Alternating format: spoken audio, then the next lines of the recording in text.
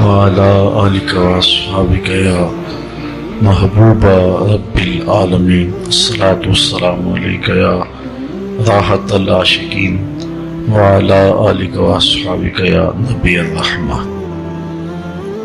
تمام حمد و ثنا، تعریف و توصیف اللہ جل مجدہ الکریم کی ذات بابرکات کے لیے، جو خالق کائنات بھی ہے اور مالک شاشہات بھی. اللہ جل وعلا کی حمد و ثنا کے بعد حضور نبی اکرم، شفیع امم، رسول محتشم، نبی مکرم صلی اللہ علیہ وسلم کے حضور ناز میں اپنی عقیدتوں، ارادتوں، محبتوں اور نیازمندیوں کا خراج پیش کرنے کے بعد عالی مرتبت، ذی وقار، محتشم سامعین، خواتین و حضرات، السلام علیکم ورحمۃ اللہ وبرکاتہ. فہم دین کورس کے چوتھے روز آپ کی شرکت پر آپ کو خوش آمدید کہتا ہوں. اللہ اپنی خاص کرم نوازیوں کے اجالے ہمارے من میں انڈھیل دے، ہماری روحوں کو حرارت اور پاکیزگی نصیب فرمائے. حضرت ابو بکر بن داسا رضی اللہ تعالی عنہ حضرت امام ابو داود رضی اللہ تعالی عنہ سے روایت کرتے ہیں. وہ فرماتے ہیں کہ میں نے اللہ کے محبوب علیہ السلام کی 5 لاکھ احادیث کو زبانی یاد کیا، پھر میں نے ان کا خلاصہ تیار کیا تو میرے پاس بطور خلاصہ حضور علیہ السلام کے 4000 فرامین، 4000 احادیث بطور خلاصہ رہ گئیں. زہد و مناقب، فضائل اور قصص پر جو احادیث مشتمل تھی، میں نے ان کو الگ کر دیا، اور جن احادیث سے احکام شرعیہ کا استنباط و استخراج ہوتا تھا، میں نے ان احادیث کو الگ کیا تو میرے پاس رہ گئیں صرف 800 احادیث. ان 800 احادیث کا ایک اور خلاصہ میں نے تیار کیا تو میرے پاس رہ گئیں صرف 4 حدیثیں. امام ابو داود کہتے ہیں کہ یہ 4 احادیث دین کی بنیاد ہیں، دین کی جڑ ہیں. ابن صلاح نے ان احادیث کو مداد الاسلام لکھا ہے. یہ 4 حدیثیں کون سی ہیں؟ جو حضور علیہ السلام کے فرامین کا خلاصہ ہے، جوامع الکلم سے ہیں، اور یہ وہ احادیث ہیں جو کلمات کے اعتبار سے تھوڑے کلمات رکھتی ہیں، لیکن اس کے مفاہیم و مطالب اور اس کی تشریح و توضیحات کرنے بیٹھے تو اس کے لیے بہت سارا وقت درکار ہے. ان میں سے پہلی حدیث جو حضرت امام ابو داود کہتے ہیں کہ میں نے حضور کے 5 لاکھ فرامین کے خلاصے کے طور پہ جمع کی ہے، وہ ہے حضرت عمر رضی اللہ تعالی عنہ سے مروی آقا کریم علیہ السلام کا فرمان نور، انما الاعمال بالنیات، اعمال کا دار و مدار نیتوں پر ہے. یہ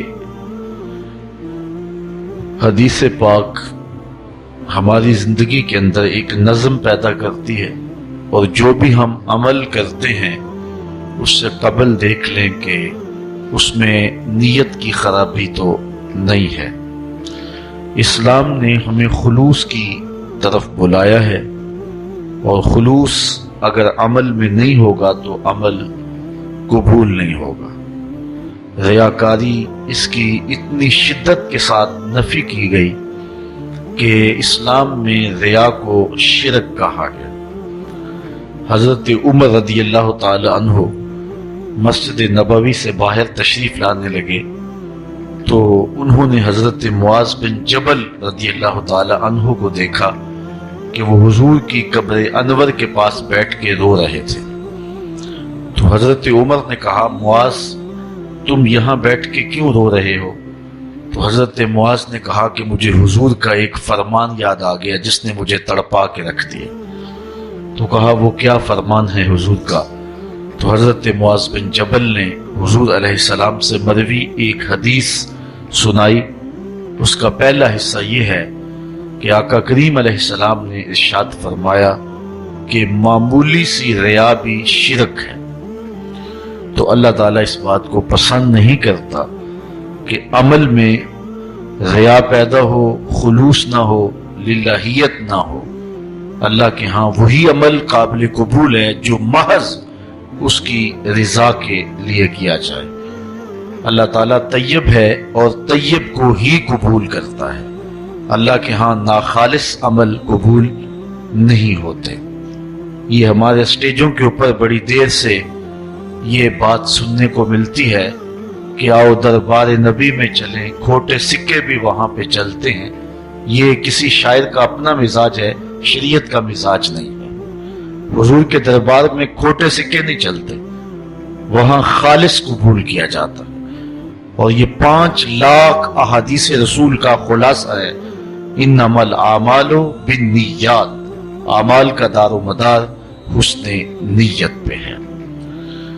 اس حدیث کو اتنے لوگوں نے روایت کیا ہے۔ حضرت شیخ علی المدینی کہتے ہیں کہ اس کی بہترین سند وہ ہے جو حضرت یحییٰ بن سعید انصاری سے مروی ہے، اور حضرت یحییٰ بن سعید سے اس حدیث کو 1 2 10 20 50 100 آدمی نے روایت نہیں کیا، 700 لوگوں نے روایت کیا۔ اس قدر یہ حدیث شہرت کے مقام پہ فائز المرام ہے، اور آپ میں سے کوئی ایک شخص بھی ایسا نہیں ہوگا جس نے یہ حدیث پہلے نہ سنی ہو، اتنی مشہور روایت ہے۔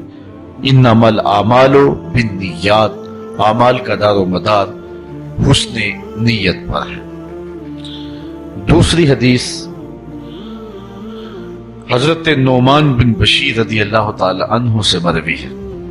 قال سمعت رسول اللہ صلی اللہ علیہ وسلم، کہتے ہیں میں نے رسول کریم صلی اللہ علیہ وسلم سے سنا، یقولو آپ فرمایا کرتے تھے، ان الحلال بین و ان الحرام بین و بینہما مشتبہات لا یعلمہن کثیر من الناس فمن اتقى الشبہات استبرأ لدینہ وعرضہ ومن وقع فی الشبہات وقع فی الحرام۔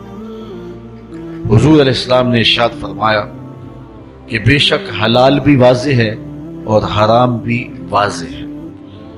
حرام اور حلال کے درمیان کچھ چیزیں شبہ والی جس کو زیادہ لوگ نہیں جانتے، یہ چیزیں حلال ہیں، یہ چیزیں حرام ہیں، یہ بالکل واضح ہے۔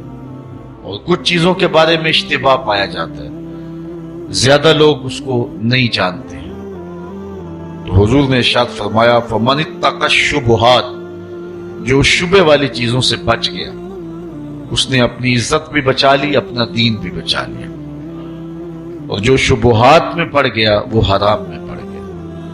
تو حلال بھی واضح، حرام بھی واضح، درمیان میں کچھ امور ہیں جو مشتبہ ہیں، تو ان سے بچنا چاہیے۔ جس چیز کے بارے میں شک ہو جائے اس سے گریز کرنا چاہیے۔ ہمیں اگر کھانے میں شک پڑ جائے کہ اس میں کوئی ایسی چیز شامل ہو گئی ہے جو صحت کے لیے مضر ہے، تو قیمتی کھانا بھی ہم ضائع کر دیتے ہیں، اس کو نہیں کھاتے۔ تو دین کے معاملے میں ہم کیوں جو ہے وہ احتیاط نہ برتیں؟ تو جو چیزیں واضح ہیں حلت کے اعتبار سے اور حرمت کے اعتبار سے وہ تو واضح ہیں، لیکن جو شبہ والی چیزیں ہیں ان سے بھی اہل ایمان اپنے دامن کو محفوظ رکھتے ہیں۔ تیسری حدیث حضرت ابو ہریرہ رضی اللہ تعالی عنہ سے مروی ہے۔ قال قال رسول اللہ صلی اللہ علیہ وسلم من حسن اسلام المرء ترکہ ما لا یعنیہ، کسی شخص کے اسلام کا حسن یہ ہے کہ وہ ہر بے مقصد کام کو چھوڑ دے۔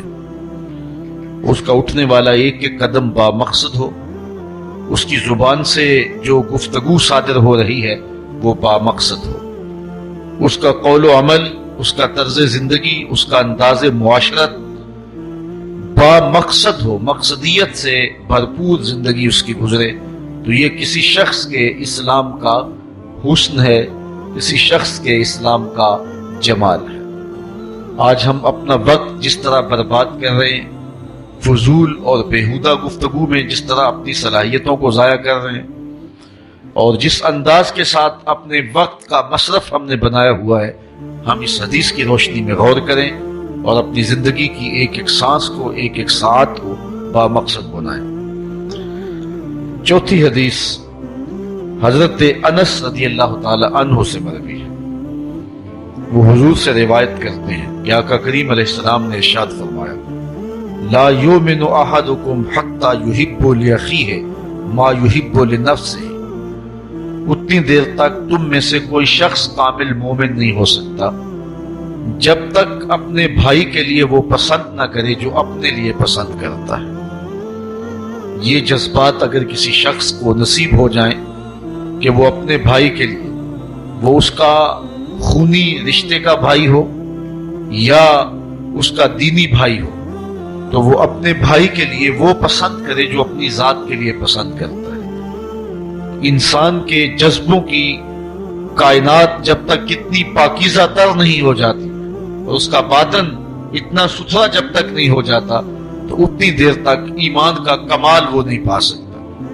ایمان ایک نفع بخش چیز کا نام ہے۔ ایمان خلق خدا کو رہنمائی اور خلق خدا کی خیرخواہی کا نام ہے۔ اس لیے اگر کوئی شخص اپنے بھائی کے لیے وہ پسند نہیں کرتا جو اپنے لیے پسند کرے، تو وہ اپنے ایمان کو مکمل نہ سمجھے۔ ایمان کی تکمیل تب ہوگی کہ جو اپنے بھائی کے لیے پسند کرتا ہے وہ اپنے لیے بھی پسند کرے۔ یہ وہ 4 احادیث ہیں کہ جو مدار اسلام ہیں اور حضور علیہ السلام کے فرامین کا خلاصہ امام ابو داؤد نے جو ہے وہ تیار کیا ہے۔ ویسے حضور کا ایک ایک فرمان نور زندگی بدل دینے والا ہے اور من میں چراغاں کرنے والا ہے، لیکن پھولوں میں سے یہ نمایاں پھول چن کر کے ہمارے لیے حضرت امام ابو داؤد نے رکھے۔ 4 چیزیں اور سماعت کیجیے۔ حضرت ابو سالبہ اس حدیث کی روایت کرتے ہیں، قالا کہتے ہیں رسول کریم نے ارشاد فرمایا، ان اللہ عز وجل فرض فرائض فلا تضيعوها۔ اللہ تعالیٰ جل شانہ نے کچھ چیزوں کو فرض قرار دیا ہے تو کبھی بھی ان کو ضائع نہ کرے۔ جب رب نے فرض قرار دے دیا تو پھر اس کو ضائع کرنے کا سوال ہی پیدا نہیں ہوتا۔ ایک مطیع اور مومن سے متصور ہی نہیں کہ وہ ان چیزوں کو، ان فرائض کو ضائع کر دے جن کے ادا کرنے کا رب نے حکم دیا ہے۔ پہلی بات یہ ہے کہ اللہ نے کچھ چیزوں کو فرض قرار دیا ہے تو ان کو ضائع مت کرو۔ دوسری بات، وَحَدَّ حُدُودًا فَلَا تَعْتَدُوهَا۔ اللہ تعالیٰ نے کچھ چیزوں کی حد بندی کی ہے تو اللہ کی حدوں کو تجاوز نہ کرو، اس کی حدوں کا لحاظ رکھو۔ تیسری چیز، وَحَرَّمَ أَشْيَاءَ فَلَا تَنْتَهِكُوهَا۔ اللہ تعالیٰ نے کچھ چیزوں کو حرام قرار دیا، ان کے قریب بھی نہ جاؤ، ان کے نیڑے نہ جاؤ اور اس کی حرام کردہ چیزوں سے اپنے آپ کو دور رکھو۔ 3 چیزیں۔ چوتھی چیز، وَسَكَتَ عَنْ أَشْيَاءَ رَحْمَةً لَكُمْ غَيْرَ نِسْيَانٍ فَلَا تَبْحَثُوا عَنْهَا۔ اور کچھ چیزوں سے اللہ تعالیٰ جل شانہ نے خاموشی اختیار کی ہے۔ رحمۃ لکم، صرف تمہارے اوپر رحمت کرتے ہوئے، غیر نسیان، اللہ بھولا نہیں کہ بھول کے ان چیزوں کو بیان کرنا جو ہے وہ اللہ تعالیٰ نے بیان نہیں کیا، یاد نہیں رہی، ایسا نہیں ہے۔ جانتے بوجھتے ہوئے صرف اپنی رحمت کی وجہ سے ان چیزوں کے بارے میں اللہ تعالیٰ جل شانہ نے خاموشی اختیار کی ہے۔ فلا تبحثوا عنها، تو ان کے بارے میں بحث نہ کرو۔ تو یہ 4 چیزیں خلاصے کے طور پہ اتنی خوبصورت ہیں کہ زندگی گزارنے کا ایک بہترین ڈھب اور ایک بہترین سلیقہ ہے۔ حضرت ابو کبشہ الانماری رضی اللہ تعالی عنہ سے ایک روایت ہے، روایت تو طویل ہے لیکن اس کا ایک حصہ آپ کے سامنے رکھنا چاہوں گا۔ حضور علیہ السلام نے ارشاد فرمایا انما الدنیا لاربعۃ نفر، دنیا میں 4 طرح کے لوگ ہیں دنیا کے اعتبار سے۔ پہلا بندہ عبد رزقہ اللہ مالا وعلما فهو یتقی فیہ ربہ ویصل رحمہ ویعمل للہ فیہ بحقہ فہذا بافضل المنازل۔ پہلا شخص وہ ہے کہ جس کو اللہ نے مال بھی دیا، علم بھی دیا، دونوں چیزیں اس بندے کو عطا کر دی گئی۔ فہو یتقی فیہ ربہ، تو وہ اس معاملے میں اللہ سے ڈرتا ہے، ویصل رحمہ، اور صلہ رحمی کرتا ہے، اپنے رشتہ داروں کے ساتھ، اعزاء و اقرباء کے ساتھ، بیوی بچوں کے ساتھ اس نے سلوک کرتا ہے، صلہ رحمی کرتا ہے۔ وَيَعْمَلُ لِلَّهِ فِيهِ بِحَقِّهِ، اور اس علم میں اور اس مال میں اللہ تعالیٰ جل شانہ کا جو حق ہے اس کے مطابق عمل کرتا ہے۔ فَهَذَا بِأَفْضَلِ الْمَنَازِلِ، قدر و منزلت کے لحاظ سے یہ کائنات میں افضل ترین شخص ہے کہ جس کو علم بھی دیا گیا، مال بھی دیا گیا، تو وہ اپنے مال کو اللہ سے ڈر کر کے صلہ رحمی کرتے ہوئے، اللہ تعالیٰ کا حق ادا کرتے ہوئے خرچ کرتا ہے، کسی کا حق غصب نہیں کرتا۔ تو ان 4 لوگوں میں سے یہ شخص جو ہے وہ انتہائی افضل مرتبے پہ فائز المرام ہے۔ دوسرا شخص وَعَبْدٌ رَزَقَهُ اللَّهُ عِلْمًا وَلَمْ يَرْزُقْهُ مَالًا، دوسرا شخص وہ ہے جس کو اللہ تعالیٰ نے علم دیا ہے لیکن اس کو مال نہیں دیا، مال سے محرومی ہے۔ فَهُوَ صَادِقُ النِّيَّةِ، اور وہ نیت کا بڑا سچا ہے۔ یقول، وہ کہتا ہے لو ان لی مالا لعملت بعمل فلان، اگر میرے پاس مال ہوتا تو میں فلاں بندے کی طرح خرچ کرتا۔ جو مال اور علم جس کو دونوں دیے گئے ہیں، تو جس طرح راہ خدا میں وہ خرچ کرتا ہے، صلہ رحمی کرتا ہے اور اللہ کا حق ادا کرتا ہے۔ یہ جس کو صرف علم دیا گیا، مال نہیں دیا گیا، تو یہ کہتا ہے کاش میرے پاس بھی مال ہوتا تو میں اس کو راہ خدا میں خرچ کرتا، میں اس کو اچھے مقاصد میں استعمال کرتا، میں دینی ادارے کی تعمیر کرتا، میں مساجد کی تعمیر کرتا۔ اس کے دل میں جذبات ہیں، امٹتے ہیں۔ وہ کہتا ہے اگر میرے پاس بھی مال ہوتا تو میں بھی اس طرح اس کو خرچ کرتا، لیکن یہ یوں ہی نہیں کہہ رہا، صدق نیت سے کہہ رہا ہے، اگر اس کے پاس ہوتا تو ایسا ہی کرتا۔ فَأَجْرُهُ مَا سِوَاهُ، پہلا شخص جس نے مال خرچ کیا اور یہ شخص جو نیت کر رہا ہے اگر ہوتا تو ایسا، دونوں اجر میں برابر ہے۔ گو اس نے خرچ کیا نہیں ہے لیکن اجر میں اس کو بھی اس بندے جیسا ہی صلہ عطا کیا جائے گا جس نے عملاً خرچ کیا ہے۔ وَعَبْدٌ رَزَقَهُ اللَّهُ مَالًا، تیسرا وہ شخص جس کو اللہ تعالیٰ نے مال دیا، وَلَمْ يَرْزُقْهُ عِلْمًا، اور رزق علم نہیں دیا، علم کا رزق اس کے پاس نہیں تھا، مال ہی مال تھا۔ وَهُوَ يَتَخَبَّطُ فِي مَالِهِ بِغَيْرِ عِلْمٍ، اور وہ علم نہ ہونے کی وجہ سے مال میں گڑبڑ کرتا ہے۔ لا یتقی فیہ ربہ، اور اپنے رب سے ڈرتا بھی نہیں ہے۔ ولا یصل فیہ رحمہ، اور صلہ رحمی بھی نہیں کرتا۔ ولا یعمل فیہ بحق، اور اللہ تعالیٰ کا حق بھی ادا نہیں کرتا۔ فہذا باخبث المنازل، یہ سب سے خبیث ترین شخص ہے، یہ برا ترین شخص ہے۔ چوتھا شخص وعبد لم یرزقہ مالا ولا علما، جسے مال بھی نہیں دیا گیا، علم بھی نہیں دیا گیا۔ وہو یقول، اور وہ کہتا ہے لو ان لی مالا لعملت فیہ بعمل فلان فہو نیتہ ووزرہ ما سواء، وہ کہتا ہے کہ میرے پاس فلاں شخص کی طرح مال ہوتا۔ یہ تیسرا شخص جس کے پاس مال ہے، علم نہیں ہے، اور وہ فضول خرچیوں میں اللو تللو میں اڑاتا ہے، عیش و عشرت کرتا ہے، شراب نوشی کرتا ہے، بے حیائی، عریانی، فحاشی کو فروغ دیتا ہے، معاشرے کے اندر غلاظت اور گندگیوں کو پھیلاتا ہے۔ اس امیر کی طرح اس شخص کا دل چاہا کہ اگر میرے پاس بھی دولت ہوتی تو فلاں بندہ دولت سے عیش و عشرت کر رہا ہے تو میں بھی اس دولت سے عیش و عشرت کرتا، لیکن اس کے پاس دولت نہیں تھی، علم بھی نہیں تھا، جو اس نے چاہا وہ کر بھی نہیں سکا۔ وَوِزْرُهُ مَا سَوَاءٌ، وہ جو خبیث ترین منزل میں ہے، یہ شخص بھی گناہ میں اس کے برابر ہی ہے۔ عیش بھی نہیں کی ہے اور اس کے برے درجے پر بھی پہنچ گیا، اس نیت کے ساتھ کہ اگر میرے پاس مال ہوتا تو میں بھی جو ہے وہ اس کی طرح اپنی زندگی گزارتا۔ یہ وہ لوگ ہیں جن میں دو خوش نصیب ہیں اور دو بد نصیب ہیں۔ آئیے ایک اور حضور کا فرمان سنیے۔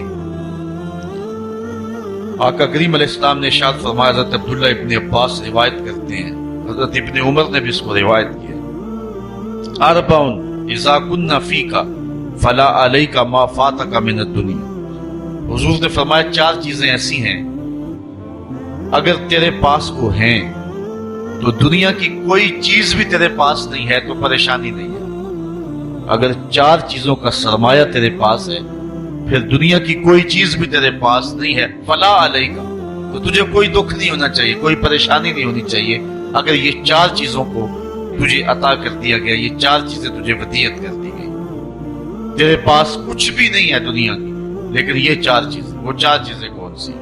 صدق الحدیث، بات کی سچائی، جب بھی بولتا ہے سچ بولتا ہے، جھوٹ بولنا چاہے بھی تو نہیں بول سکتا، حالات ایسے ہیں، دل کی حالت ایسی ہے، طبیعت ایسی ہے۔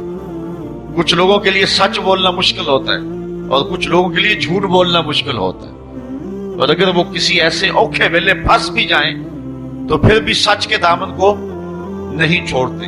ہجرت کی شب ہے، حضرت صدیق اکبر حضور کو لے کر کے جا رہے ہیں تو آپ جانتے ہیں کہ حضور علیہ السلام کی گرفتاری پر ابو جہل نے جو انعام رکھا تھا وہ بہت بڑا تھا، 100 سرخ ہوں اور 200 اوقیہ چاندی اور بہت کچھ انعام اور اکرام اور تکریمات رکھی تھی۔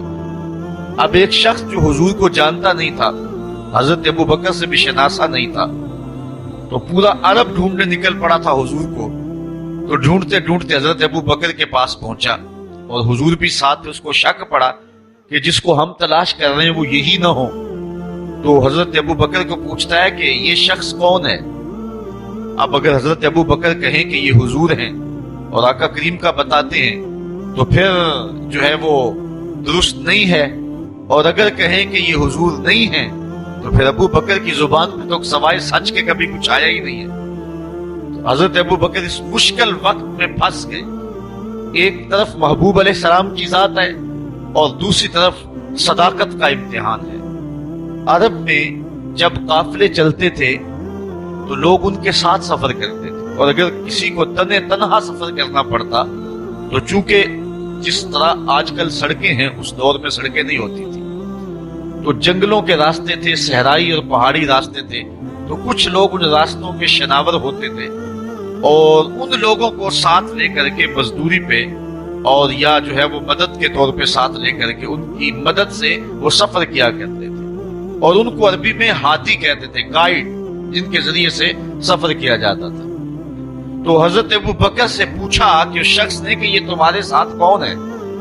حضرت ابو بکر صدیق ایک لمحے کے لیے تو پریشان ہوئے اور پھر فوراً کہا، ھذا ھادی یہدینی الی صراط المستقیم، یہ میرا ہادی ہے جو مجھے سیدھی راہ پہ لے کے جا رہا ہے۔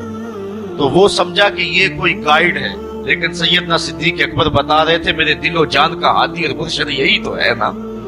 تو سچ بھی بولا اور جو ہے وہ جو مقصد تھا وہ بھی پورا ہو گیا۔ تو کچھ لوگ سچ بولنا چاہیں تو نہیں بول سکتے اور کچھ لوگ جھوٹ بولنا چاہیں تو نہیں بول سکتے۔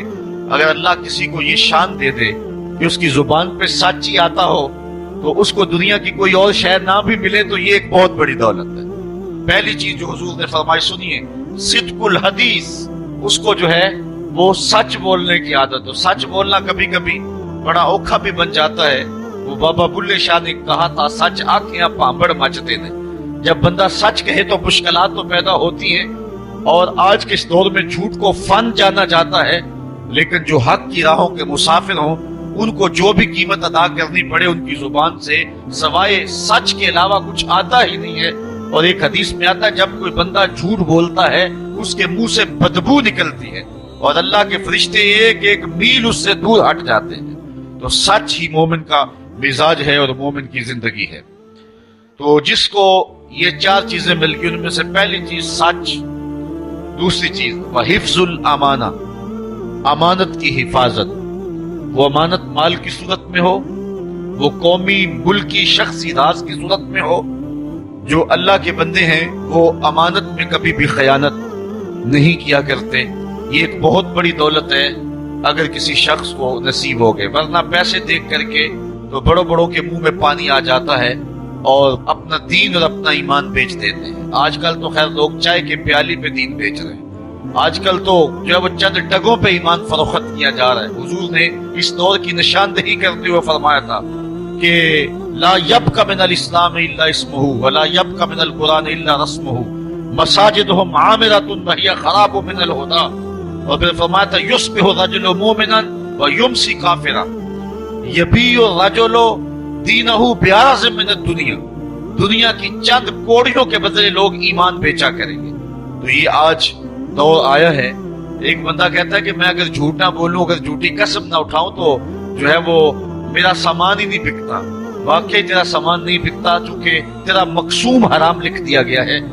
اگر تو سچ بولنے کی عادت اختیار کر لیتا تو اللہ سچائی میں وہ برکت رکھی ہے جو کسی اور شے میں نہیں رکھی ہوئی ہے. اس لیے ہر لمحہ ہر ساتھ امانت کے اندر خیانت سے بچنے کا ذہن ہونا چاہیے اور اللہ تعالیٰ مدد فرماتا ہے. تیسری چیز وحسن الخلق اور حسن خلق، اچھا خلق اور ایک دوسرے کے ساتھ جو ہے وہ اچھائی اور برتاؤ کا اچھا طریقہ.